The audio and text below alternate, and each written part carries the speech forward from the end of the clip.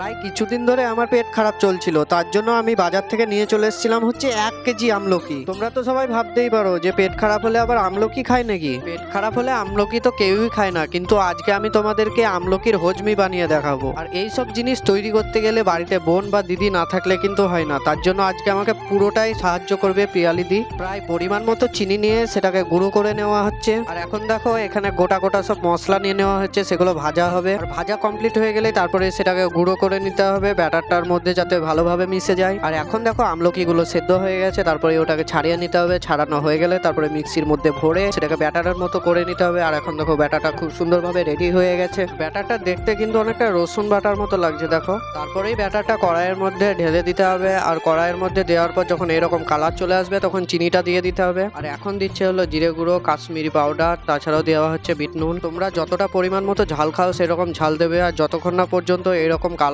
আসছে ততক্ষণ নেড়ে চলে যেতে হবে। ফাইনালি এখন দেখো ব্যাটারটা রেডি হয়ে গেছে। এবার ছোট্ট ছোট্ট গোল করে পাকিয়ে নিলেই আমাদের হজমি রেডি হয়ে যাবে। ফাইনালি এখন আমাদের হজমি রেডি হয়ে গেছে। তারপরে একটা টেস্ট করে দেখলাম, খেতে কিন্তু মারাত্মক লাগছিল।